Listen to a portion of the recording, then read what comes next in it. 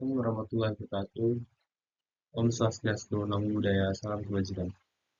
Pada kesempatan ini, saya akan menjelaskan tentang struktur data dan penerapan skema makro, kursus website, dan jasa pembuatan website. Yang terhormat kepada dosen pengampu, Bapak Ihsan Maulana SMTI. Dan perkenalkan, nama saya Muhammad Ridwan Jailani dengan NIM 230500942. Prodi Ilmu Komputer, Fakultas Teknologi dan Bisnis, Universitas Syedna Madani.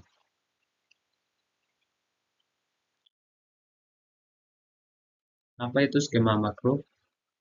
Skema ORG atau kita sering sebut sebagai skema makro adalah kosakata semantik dari tag atau mikrodata yang dapat Anda tambahkan ke dalam elemen HTML untuk meningkatkan cara mesin terusur membaca dan mempresentasikan halaman Anda di dalam Search Engine Result Page.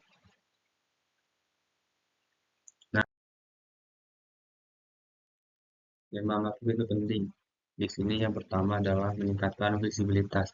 Skema makro membantu mesin pencarian memenuhi konten Anda yang lebih baik, sehingga situs web Anda lebih memungkinkan di hasil pencarian yang relevan. Yang kedua, di sini Anda mendapatkan rich snippet. Rich snippet adalah hasil pencarian yang diperkaya dengan informasi tambahan seperti rating, bintang, harga, dan gambar. Ini membuat listing Anda lebih menarik dan meningkatkan kemungkinan klik. Yang ketiga ada meningkatkan click through rate atau CTR dengan tampilan yang lebih menarik. Rich snippets dapat meningkatkan jumlah klik pada hasil pencarian Anda. Yang keempat, di sini ada meningkatkan kualitas pengalaman pengguna. Informasi yang lebih kaya, relevan, dan pada hasil membantu pengguna menemukan apa yang mereka cari yang lebih cepat. Manfaat skema makro. Yang pertama, di sini ada bisnis lokal. Skema makro atau lokal bisnis dapat menampilkan informasi bisnis seperti alamat, nomor telepon, dan jam buka langsung di hasil pencarian, sehingga pengguna lebih mudah menemukan lokasi bisnis Anda. Yang kedua, di sini ada toko online. Skema makro atau produk dapat menampilkan informasi produk seperti harga, ketersediaan, dan kelasan pelanggan langsung di hasil pencarian, sehingga pengguna dapat membandingkan produk sebelum mengklik. Yang ketiga di sini adalah blog. Skema makro artikel dapat menampilkan informasi artikel seperti judul, penulis, dan tanggal publikasi, sehingga pengguna dapat dengan mudah menemukan artikel yang relevan. Selain ada jenis-jenis skema makro. Yang pertama ada skema org, adalah proyek kolaborasi antara Google, Yahoo, dan Yandex yang menetapkan standar untuk makro struktur data. Dan kedua di sini ada JSON LD, adalah format makro yang semakin populer karena kemudahan dalam diterapkan dan dibaca oleh mesin pencarian. Yang ketiga ada mikrodata, adalah format makro yang lebih tua yang menyematkan struktur data langsung ke dalam kode HTML. Contohnya menggunakan atribut seperti item score, item types, item props. Nah, di sini juga ada contoh penggunaan skema makro. Misalnya, untuk sebuah halaman produk smartphone, kita bisa menemukan skema makro seperti codingan yang di bawah itu. Nah, dalam skema makro di atas, mesin pencarian akan tahu bahwa halaman tersebut berisi informasi tentang sebuah produk dan dapat menampilkan hasil pencarian yang lebih kaya seperti gambar, produk, harga, dan nama merek. Kesimpulannya adalah, skema makro adalah alat yang sangat berguna untuk meningkatkan visibilitas website di mesin pencarian. Dengan memahami jenis skema makro yang berbeda dan cara menerapkannya, Anda dapat meningkatkan kualitas hasil pencarian untuk website Anda.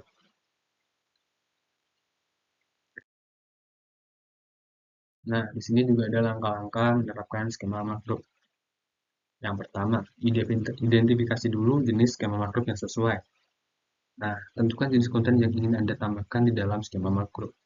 Contohnya, jika Anda memiliki halaman produk, gunakan skema makeup produk. Jika Anda memiliki halaman artikel, gunakan skema makro artikel. Yang kedua, di sini buatkan kode skema makro.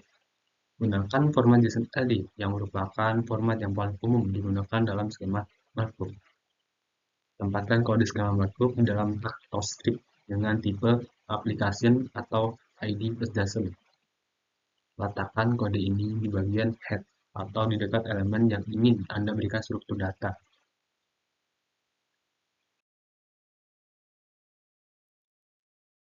Yang ketiga di sini ada tambahkan kode ke halaman website.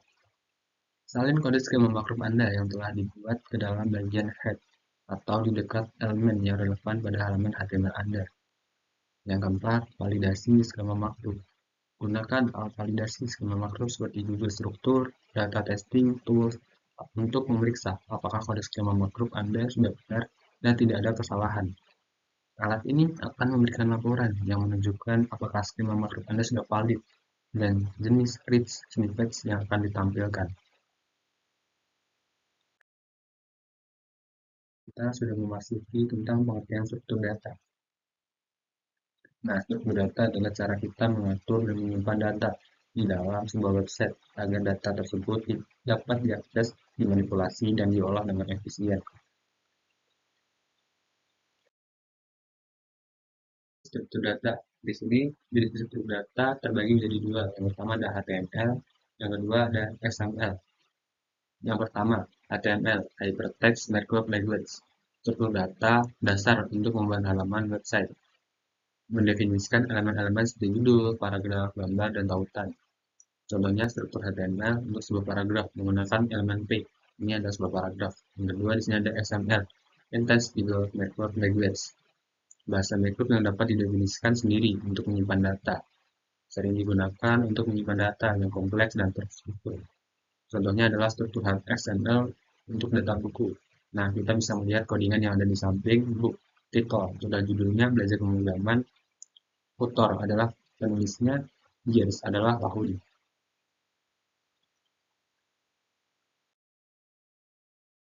Ini kita masuk tentang JSON, JavaScript Object Notation. Format pertukaran data yang ringan dan mudah dibaca, sering digunakan untuk komunikasi antara server dan klien dalam aplikasi website. Contohnya adalah struktur JSON untuk data produk. Nah, kita bisa melihat codingan yang ada di samping, nama, adalah smartphone dengan harga 500.000 dengan warna pilihan hitam atau putih. Di sini ada contoh penerapan struktur data dalam sebuah website.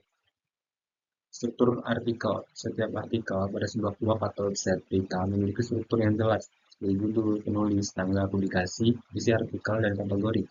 Struktur ini diwakili menggunakan HTML atau XML. Struktur produk. Data produk di sebuah toko online memiliki struktur yang terdiri dari nama produk, harga, deskripsi, gambar, kategori. Struktur ini seringkali disimpan dalam database dan diakses menggunakan JSON. Struktur event. Informasi tentang suatu acara atau event, seperti konser, seminar, workshop, memiliki struktur yang terdiri dari nama acara, tanggal, lokasi, pembicara, dan daftar peserta. Struktur ini dapat diwakili menggunakan JSON atau XML. Kali ini, skema makro adalah alat yang sangat berguna untuk meningkatkan visibilitas website di mesin mencari. Dengan pemahaman dan penerapan berbagai jenis skema makro, seperti JSON LD atau metadata, website dapat muncul dengan informasi yang lebih kaya pada hasil pencarian, rich snippets, sehingga meningkatkan klik, through spreads, CTR, dan kualitas pengalaman pengguna. Proses implementasi melibatkan identifikasi jenis skema yang sesuai penulisan kode, skema penempatan pada halaman website, serta validasi dengan alat Google. Struktur data testing tool.